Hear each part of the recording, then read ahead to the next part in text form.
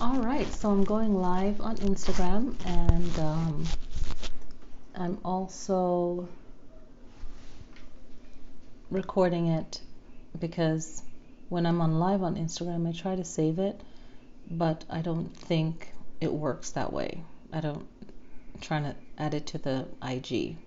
So this one will be added to the IG. So, all right, so let's get started. So this is about Venus entering Pisces, and Venus enters Pisces, which happened already on January 13th, and it ends on February 7th. So for Chi Life Center, this video is for your meditation and how you can apply it to your life. So we're going to talk a little bit about astrology, because it crosses over in two of my different channel, astrology, because you'll find that astrology, if you use astrology in your meditation, it's more empowering, and you use the moon signs, and if the moon is in waning and waxing, you can use it in different ways, and this can benefit you.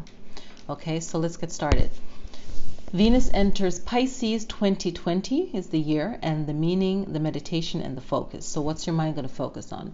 And what meditation can you do to help you with this? And what is the meaning of everything we're going to talk about, which is what does Venus mean? What does Pisces mean? The degree that it took place in, what does this mean, right? So it's numbers as well. Okay, so what does this mean? Venus enters Pisces. So it's a study of astrology that notices the personality, the behavior, the actions of people born under the sign of Pisces, which is the sun sign is Pisces. You were born and you are considered a zodiac sign of Pisces. Pisces, if you have Pisces with Venus, so Venus is in Pisces in your birth chart, people with Pisces in another powerful position, such as moon in Pisces, rising sign in Pisces, north node in Pisces, and also other signs noticing these actions of Pisces and really using this planetary position to better their life. Okay, so Pisces is known, or Venus is known for love and compassion. Okay, and Venus enters Pisces on January 13th. So that happened already, because today's January 22nd that I'm doing this video. And it happened at 1:39 p.m. Eastern Standard Time. So you can check for Pacific Standard Time. Okay, or your time zone. Now Venus is 0 degrees and Pisces is 0 minutes. Okay, so what does the 0 mean in astrology when this all took place? That's the degree and the minutes. 0 degrees, 0 minutes. Okay, Venus is 0 degrees, Pisces is 0 minutes. So what does this mean? 0 in astrology means intuition, and Pisces is very intuitive. Okay, so this is a great match. It also adds a spiritual dimension to all other numbers that it's next to. That's what 0 does.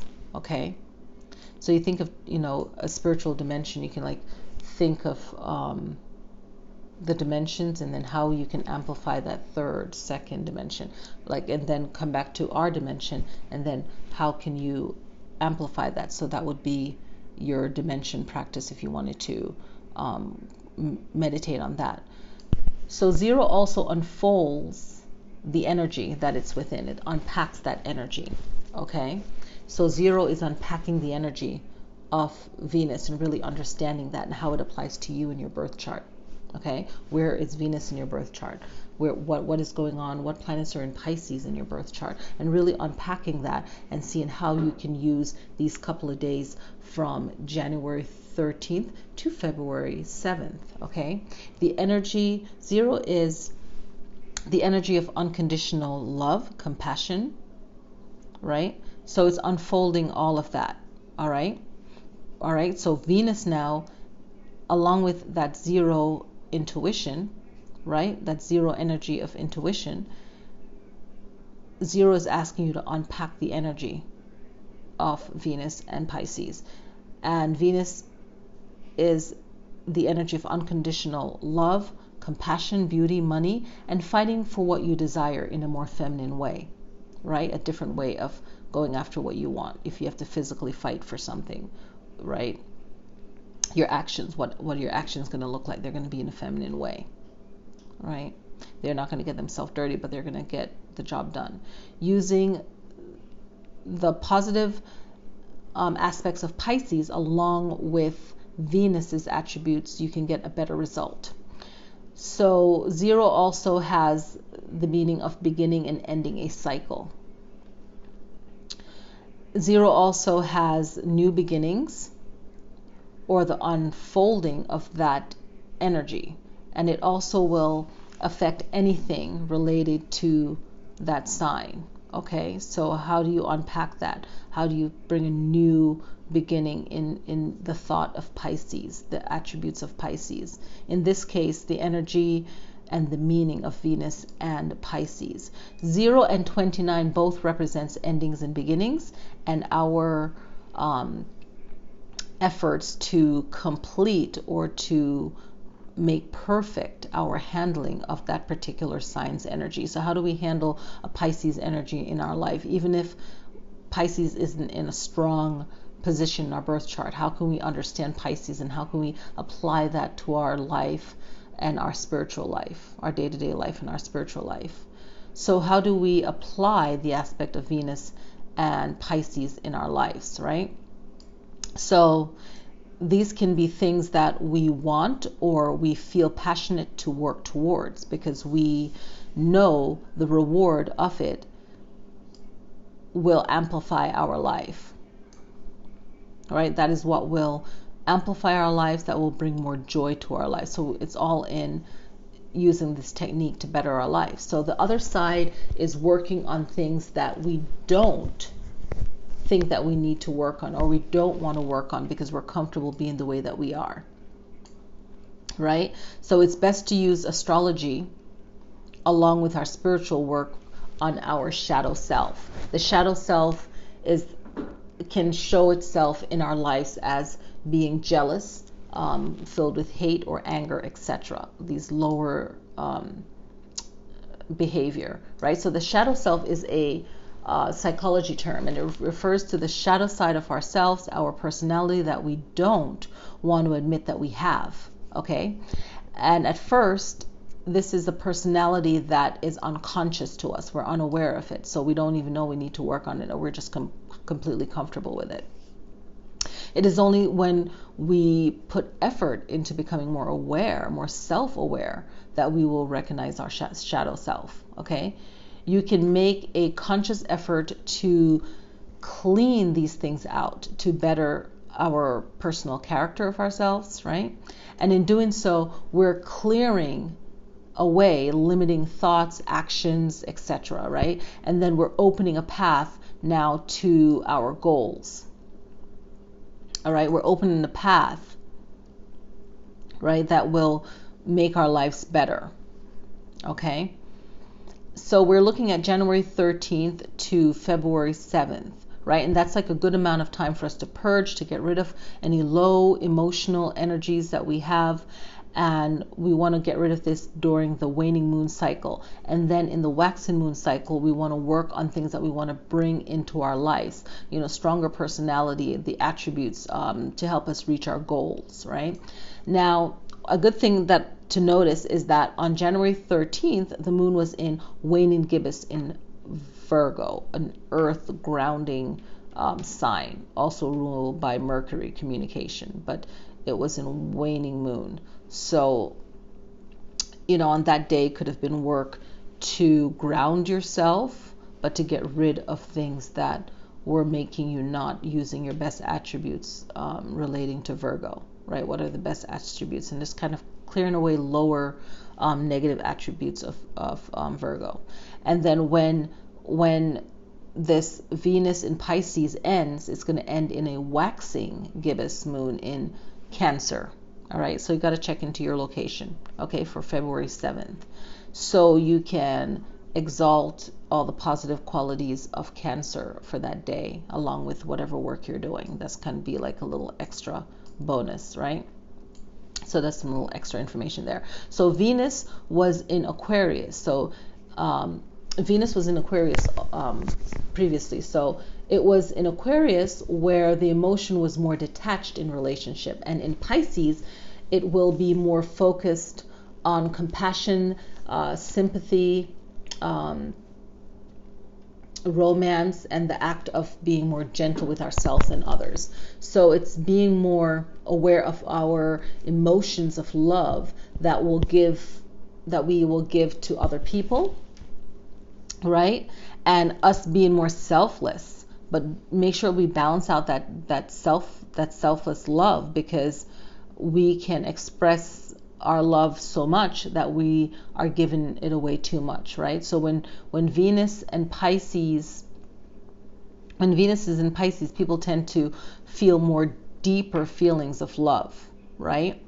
And then this could be good, but also it can get out of control. So we want to make sure that we're giving this energy to ourselves and really working on not doing too much, not giving away too much, okay? So Venus in Aquarius, it's very, I thought it was interesting to mention this for anyone interested.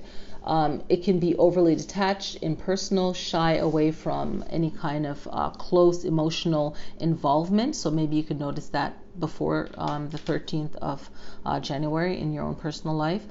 Becoming easily bored or fickle, and also feeling like they'll choose their personal freedom over committing to a relationship, okay?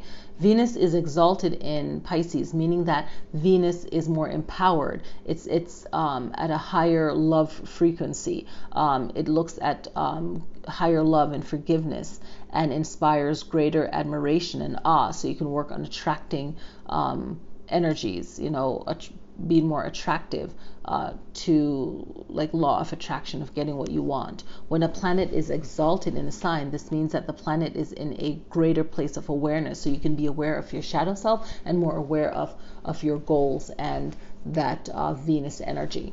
Okay, Pisces energy is now going to be molded or modified by Venus's qualities. So this can be a good thing. So you can look at it in a spiritual way of love, beauty, and harmony in your life and in your own personality. So it offers a more cosmic compassion, gentleness, as well as an earthly, unconditional love, gentleness, and compassion.